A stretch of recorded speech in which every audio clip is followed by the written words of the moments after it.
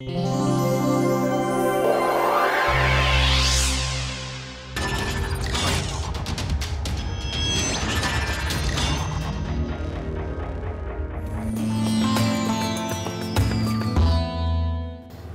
there. We have seen how a direct detection EPR spectrometer works. Let us recapitulate that once again. In the slide, this shows the direct detection EPR spectrometer. Microwave comes from a source, goes through an isolator, and then main power comes through this observing path. And intensity is adjusted by the attenuator, enters the circulator, port 1, appears in port 2 and goes to the cavity, gets reflected, enters port 2 and appears in port 3 and goes to the detector. To bias the detector, some amount of microwave power is taken through this blue path. Again its amplitude is adjusted, phase is adjusted, and then it is allowed to fall on the detector. We balance the microwave bridge such a way that very little reflection takes place from here and we work just little undercoupled condition. The reflected microwave power is detected by the detector and amplified by the preamplifier. Its output gives the EPR signal. Now,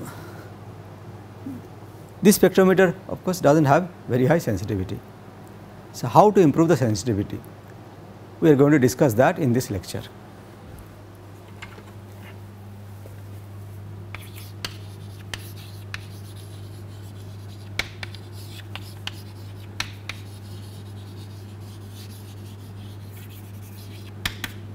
Improving the sensitivity of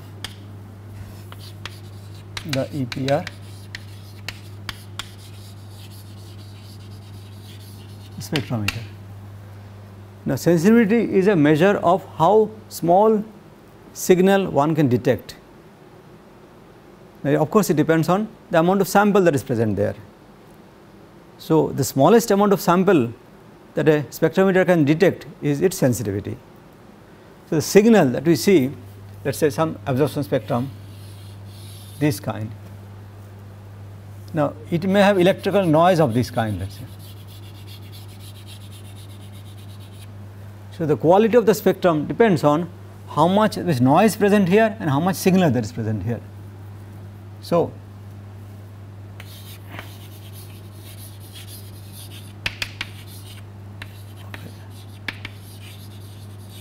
is defined to be with this number called signal to noise ratio, S by N. S is the signal voltage,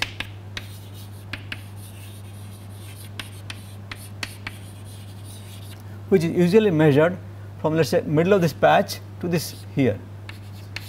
This is the signal voltage and N is the noise voltage, which is measured by this width of this patch. This is my noise voltage.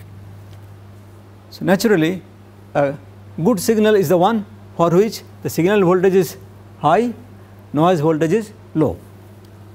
So, let us say another one which has got this sort of thing here, a little less of noise of this kind. So, for both of these the signal voltage is about the same, but noise being smaller here, signal to noise ratio for this signal is more than this one. So, this is a better quality spectrum. So, we want to see now how we can improve the sensitivity of the EPR spectrometer. In other words, the signal that it collects will have as little noise as possible without sacrificing the signal voltage. Now, for direct detection spectrometer,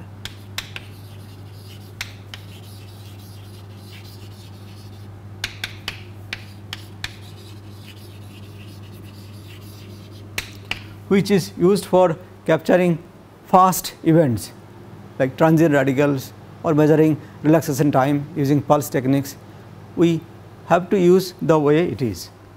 So, here to improve the signal to noise ratio, what one does is to do the experiment repetitively again and again and again and use this simple technique called signal averaging.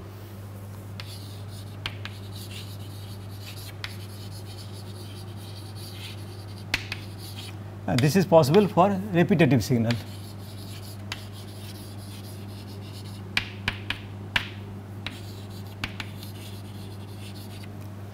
So, repetitive signal, suppose you get a signal of this kind, whatever may be the source of that one. If I keep on adding this again and again and again, then what happens? S is my signal voltage and N is the noise voltage for one experiment, which is of this kind. So, if I add N such signal, then the signal due to N, let us say, addition will be N times S, because all the signals should look the same. They are adding coherently. How about noise? The noise which appears here are random in nature. So, every time I get a signal of this kind, the signal voltage will remain the same, but the noise will look similar, but not quite the same. Actual fluctuations will be quite random. So, if this is the noise voltage that you see here, after adding N such thing, noise after N addition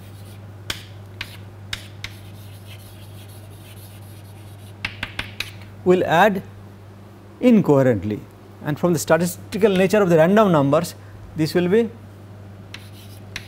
square root of N times the noise voltage, which is this one. So, signal to noise ratio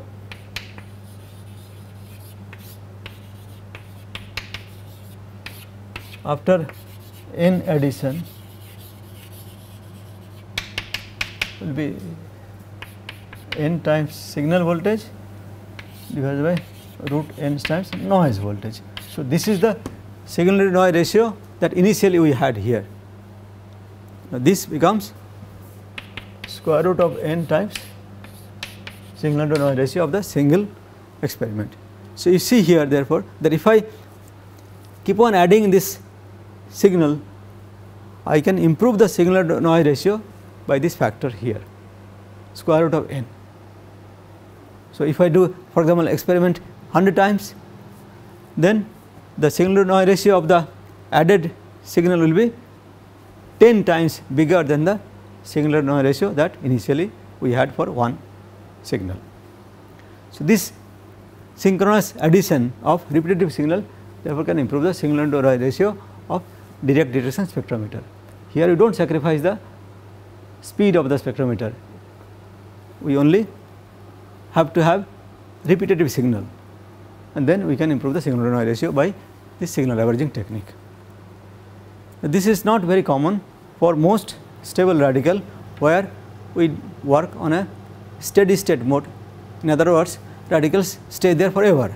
Here a technique that is used to improve the signal to noise ratio is called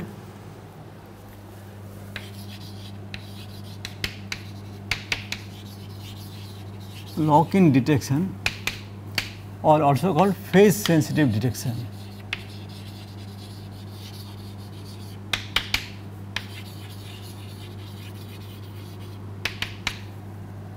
Let us try to understand what it is.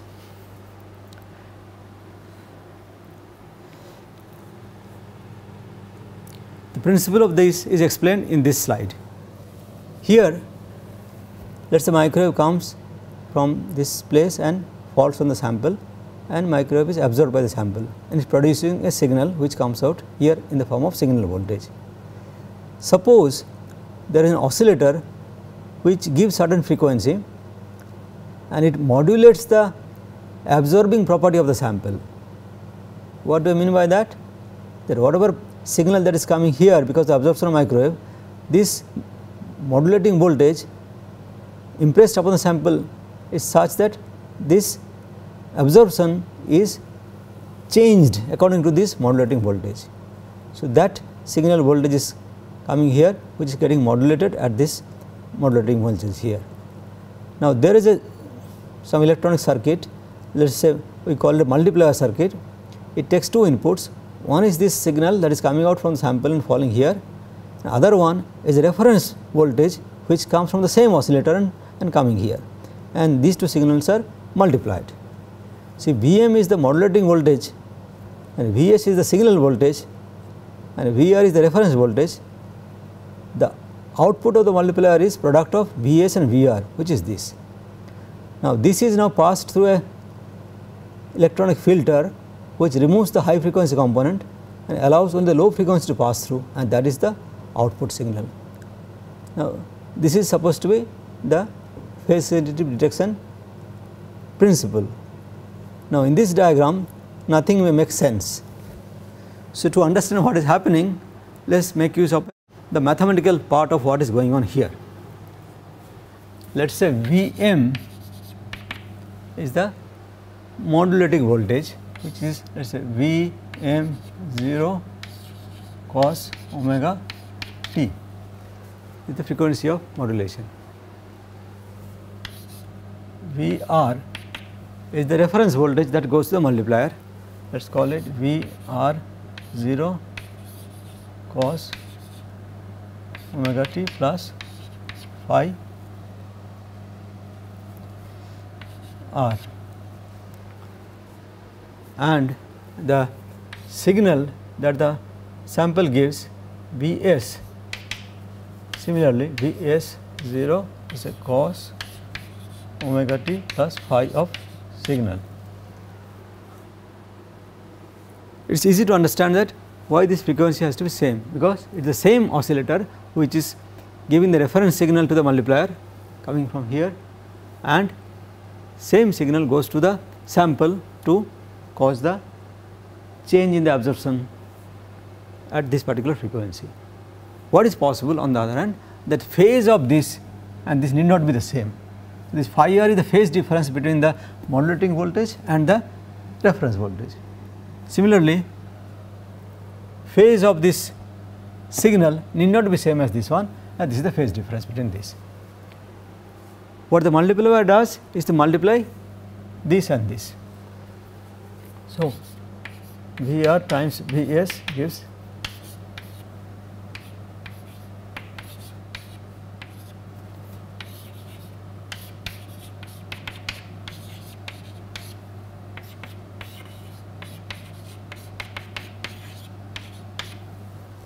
the product of two cosine function. So, this can be written in terms of the property of cosine.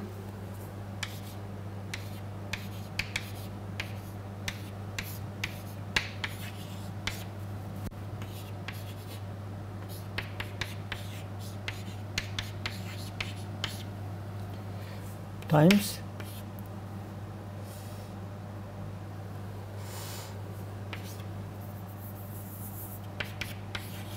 plus cosine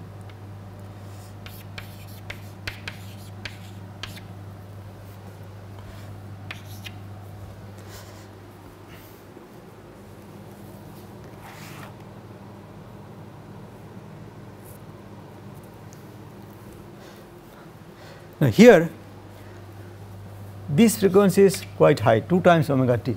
So, in this diagram, see the low pass filter job is to remove the high frequency component out of this product of the voltage that comes from the multiplier. So, what comes out of this low pass filter is nothing but this stuff, which is V out is V0R V0S times 2 times cosine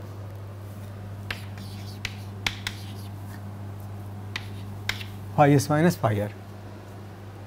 So, here you see that maximum voltage output will come when this is 0, or in other words phi s is equal to phi r.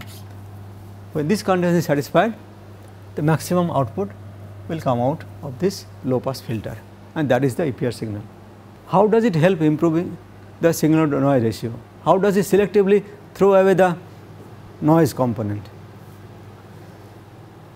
For that, suppose some noise comes whose voltage, let us say V noise, could be written as V0 n cosine omega of n t plus phi of n. Noise comes in all possible frequencies, and it has in general no relation to the frequency of the modulation that is used here. So, let us say one particular noise component has frequency Wn and its phase is phi n. Now, let us go through the same type of argument now and see what happens. The multiplier will act in the similar fashion. So, output will be, let us say, output due to the noise will be Vr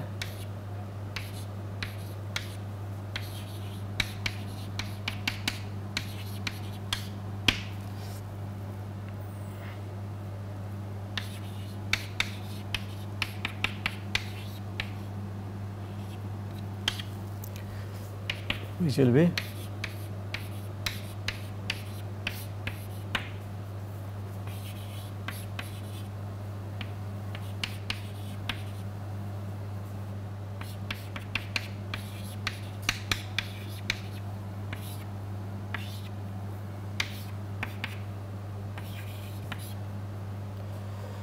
omega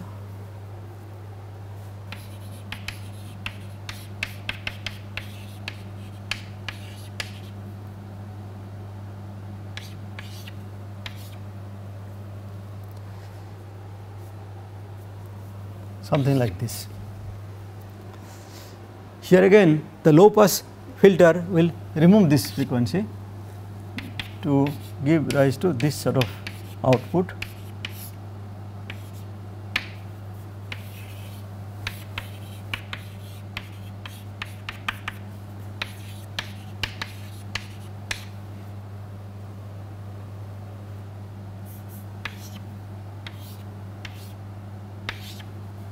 Now, see what can happen. In general, these are different. So, if this is much higher, much different from this one, let us say higher or lower, then this will oscillate so rapidly that on the average this will give 0 contribution. So, the output will have contribution only when the noise frequency is very nearly equal to the frequency of the modulation.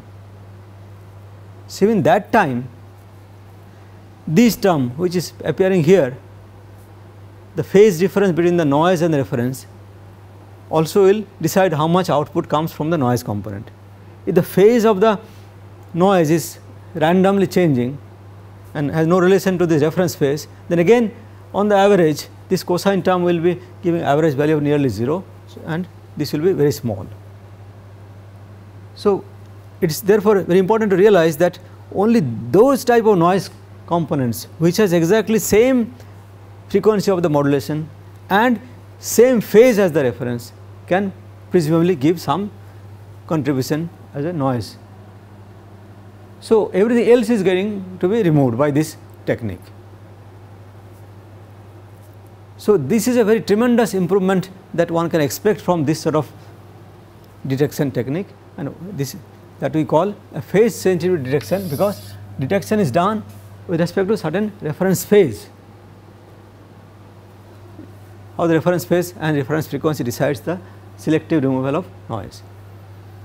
Also it is called lock-in detection because the detected signal is sort of locked into certain reference frequency. Either term is used in this terminology.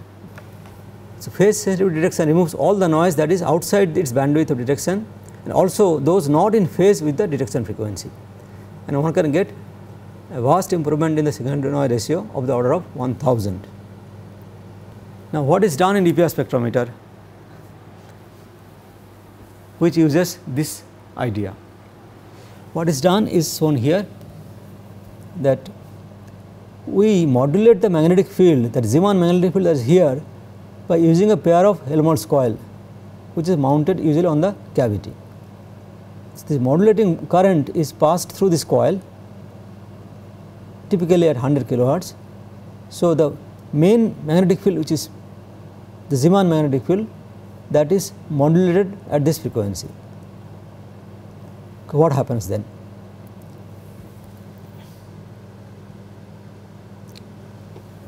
Now, to understand now what happens, let us say this is the absorption profile of a EPR signal, and this Zeeman field is slowly scanned from left to right. This is the Zeeman field here, and every instant of time the Zeeman field is modulated by this red oscillatory magnetic field. So, as the field is being swept, very quickly it is going left and right, left and right. So, here let us say at this instant, if this is the EPR signal, when the magnetic field goes down, this voltage signal goes down, when this goes up, again it goes up. So, I get a EPR signal which will have oscillatory component of this kind. When the same amplitude of modulation is present all the time, but the Zeeman field is now brought somewhere here, again this is modulating magnetic field, and see here when it goes from this to this, the voltage changes in this direction. I get a similarly oscillatory EPR signal, but its magnitude has now become bigger than what was here. So, if you keep going in the same direction and somewhere here now in the other side of the absorption graph, magnetic field is modulated in the same fashion. Now here the difference is that when the modulation of the magnetic field goes down, here it goes up, the signal goes up. So, the same oscillatory EPR signal is seen here, but the phase of this is exactly opposite to this side. Now, if you continue to move the magnetic field farther away from resonance, here again I get oscillatory signal, but of smaller amplitude. Now, let us animate this one and see what way it looks like. So, here magnetic field modulation is shown in red and the output signal is shown in the blue color at different places of the Zeeman magnetic field. You notice here the phase of this magnetic field modulation is same, but how the output is changing its phase when it go from left side to right side. So, the amplitude of this signal depends on the slope of this absorption profile, so long as this amplitude of modulation is not very large, and also the phase of the depends on the whether it is left side or right side. So, if we do now a phase sensitive detection that we have described here, we will get a signal which will be a measure of this oscillatory voltage and also the sign of this one. Notice here that if it is exactly at the peak of the absorption profile, then what happens?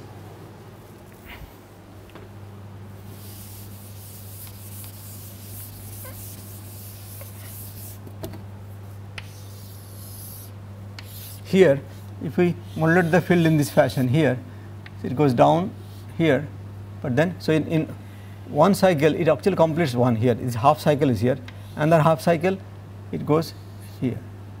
So, this will have this sort of behavior where this frequency is actually 2 times the frequency of this one. So, if this is 100 kilohertz, this will be 200 kilohertz.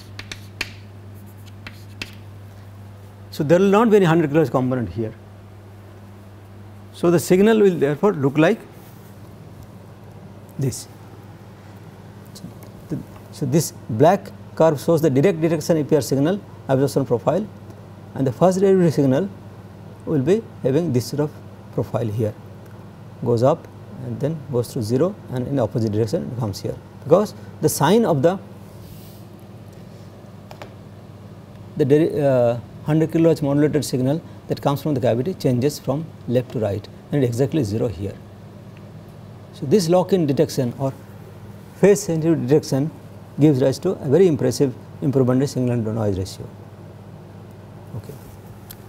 But what will be the ultimate appearance of the EPR spectrum? I said the phase changes through the peak of this thing. So, the absorption profile could be either this way, first it goes up, comes down, then goes up or comes down, or it could be first goes down and then comes up, or goes down or comes up. What does it depend on?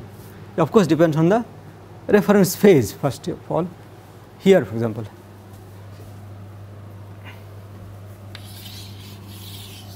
the output signal depends on the phase difference between the signal and the reference. If this is 0, then it gives maximum signal. but also if it is phase of the signal is actually phase reference plus 180 degree, then this will change sign. So, by changing the phase of the reference power, the EPR signal can be converted from this to this. But I have also seen earlier that our absorption profile, this itself can change to this if the bias power phase changes. So, that will also change the derivative signal from this to this. And finally, the cavity coupling, whether it is undercoupled or overcoupled, changes the phase of the microwave power by 100 degree. That will also change the appearance of the absorption profile either from here to there, or which in turn can change the derivative signal from this to this. So, all these things will decide the final appearance of the derivative signal. So, one has to decide what way the spectrometer is operating and once and for all agree the acceptable representation of the derivative signal. So, conventionally this is the form that is taken to be the right profile, though there is no reason, but that is the way it has been taken to be the conventional right. That is, first the signal goes up and then comes down, goes up and comes down. This is easy to understand, that if you have the absorption profile which looks like this, that if you agreed that our direct detection spectrometer gives absorption in this fashion, then naturally the derivative signal should look like this way, first positive and negative. Some EPR spectrometer is said to detect the second derivative mode. Instead of detecting at the same frequency as the modulation frequency, it detects the signal at twice the modulation frequency. The second derivative of this will look like, if you do just mentally try to see the every point, it depends on the slope of this one, then this is going to be appearing this fashion. But here again conventionally a second derivative representation is given as this type of behavior, this type of signal. So, one simply changes the sign of this to appear, make it appear in this fashion. The reason being that this is some sort of resemblance to the absorption profile here. So, second derivative representation is taken to be the correct form when it is displayed in this fashion, though not mathematically.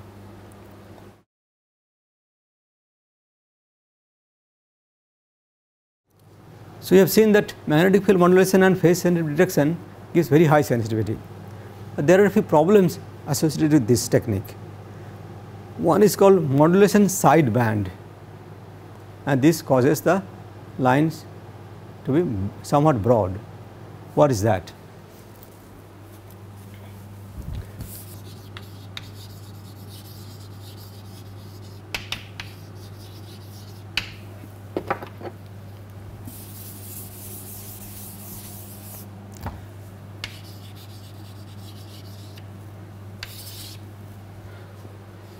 So, here we are using some AC modulation of the order of, let us say, typically 100 kilohertz. So, omega of modulation is, let us say, 2 pi times 100 kilohertz. So, this frequency is causing the magnetic field to be modulated. So, here the diode sees a signal that comes from a cavity which is getting modulated to this frequency. So, this will be generating some frequency and difference frequency of the microwave. Microwave frequency at, let us say, 9.5 gigahertz.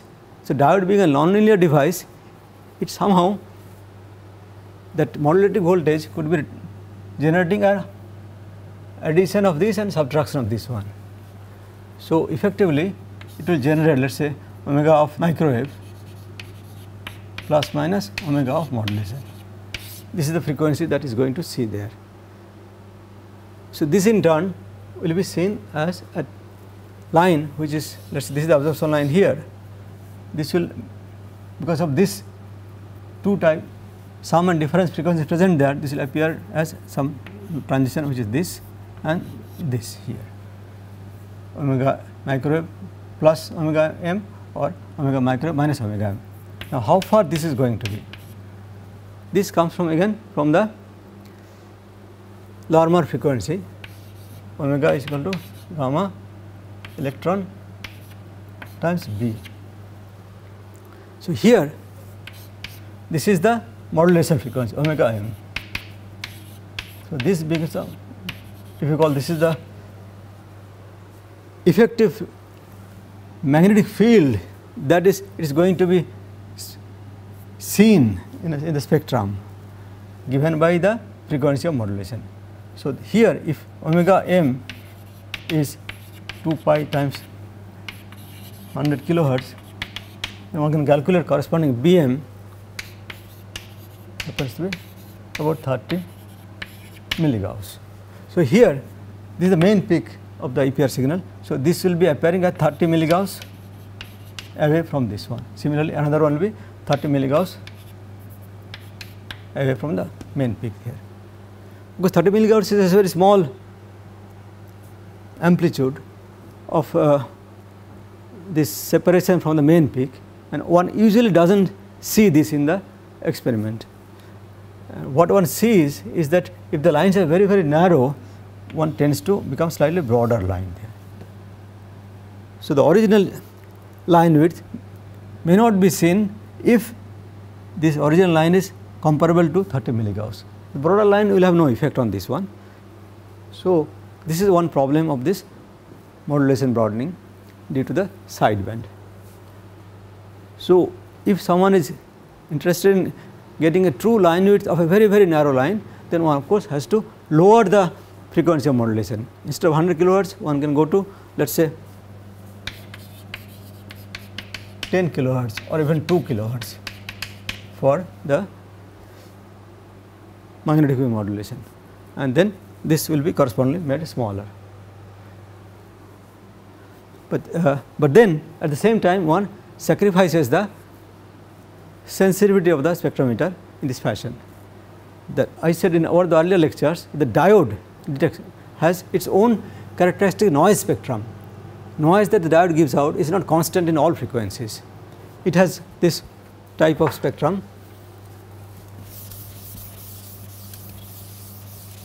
that is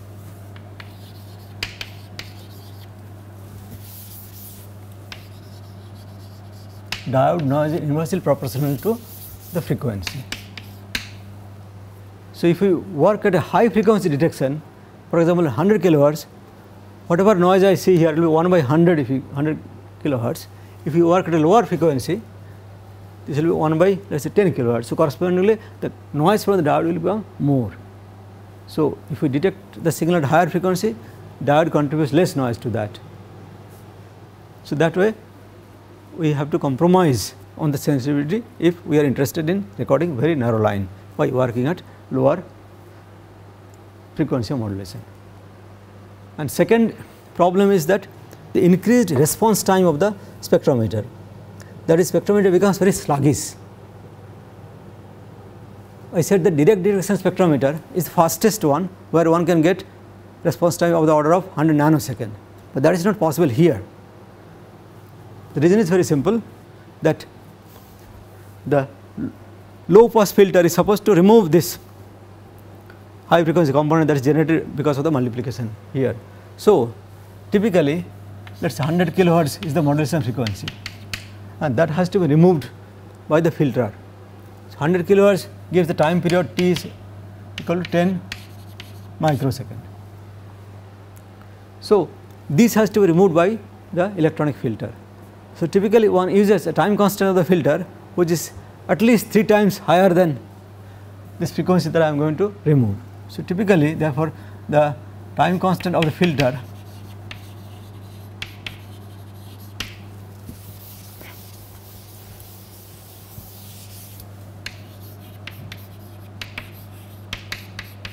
will be greater than let us say at least 30 microsecond, presumably 100 microsecond,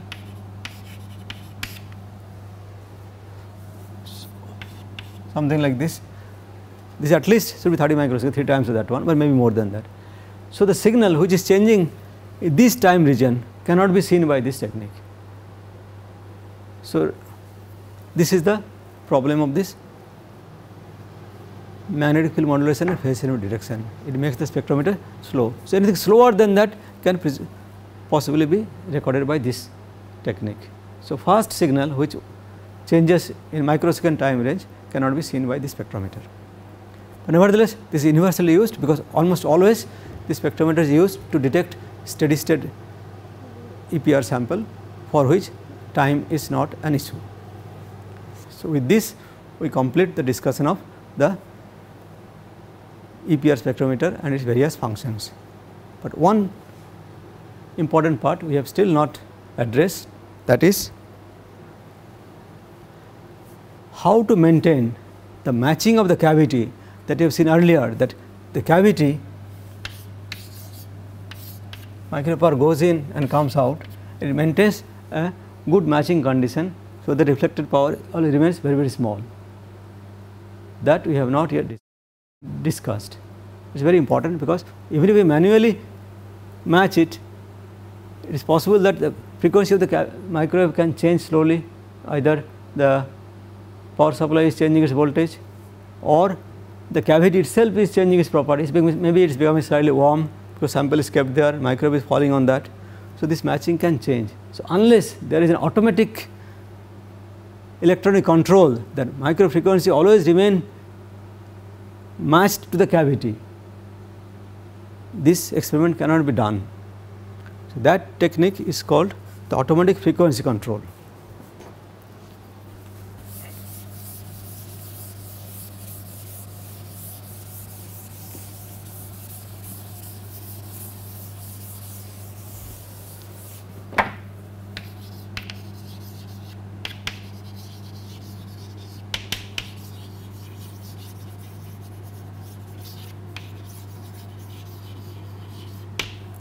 Also called AFC. Its job is to ensure that the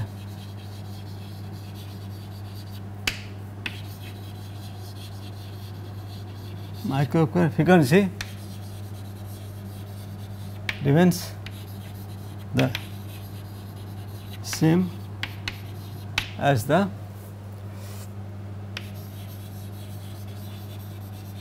resonance frequency of the cavity.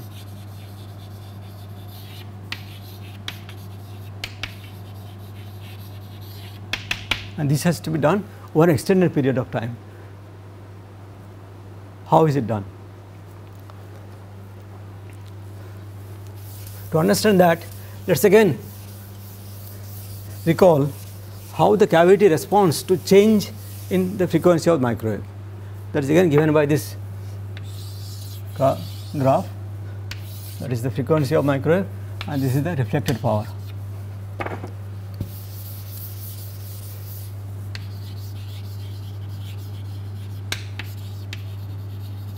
So, this is the, let us call it the resonance frequency in the cavity. What is necessary is that microwave power that is going to the cavity must always remain same as this one. It is possible that user itself may shift, because as I said, the sample can become warm in course of time because it is absorbing microwave, property of the cavity changes, that changes this one, or the frequency itself can change because of the instability of the source of the radiation. How is it done? Now, for a klystron, this frequency can be changed by modulating the reflector voltage. So, this could as well be written in terms of the reflector voltage.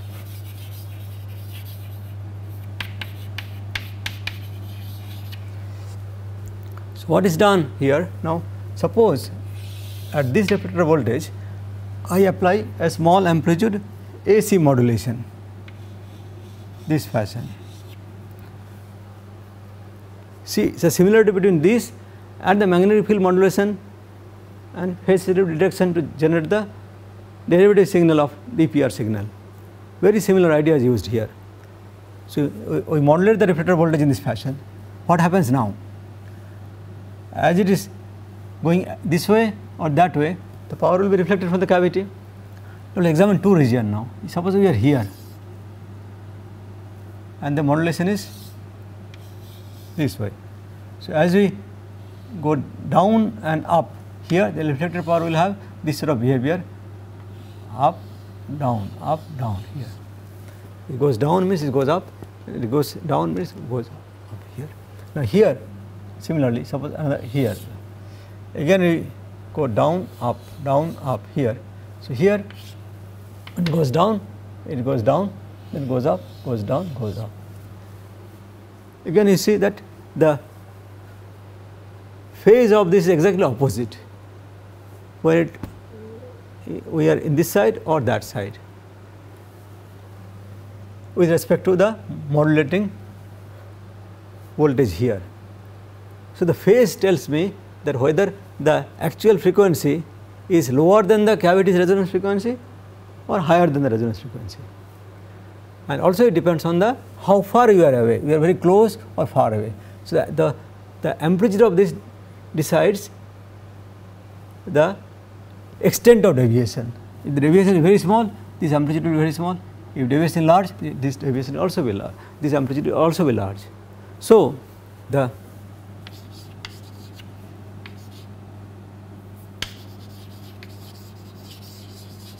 modulated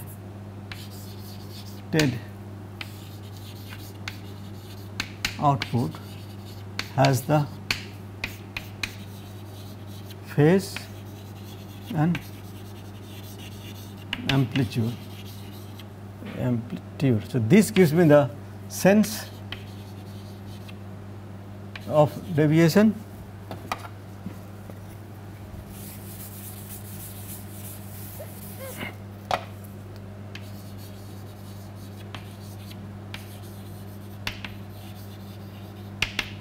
and this gives me the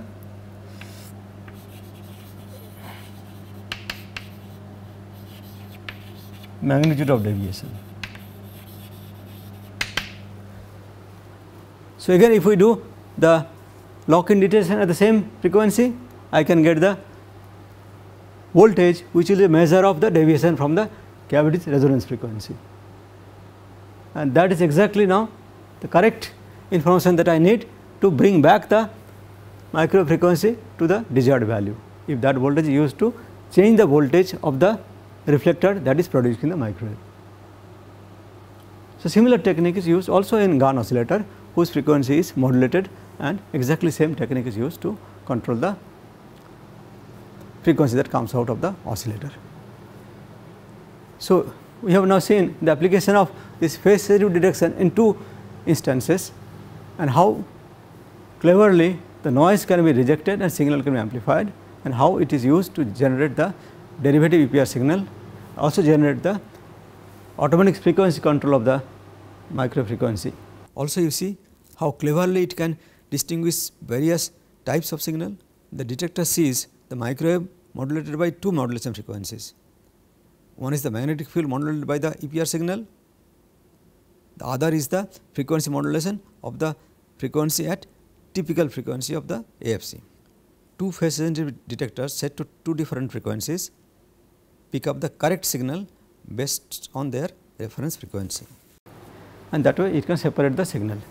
So, typical frequency modulation is sometimes used as 70 kilohertz or sometimes 10 kilohertz, and this is kept sufficiently away from the magnetic field modulation, which works at typically 100 kilohertz. With this discussion now brings us to the complete idea of an EPR spectrometer.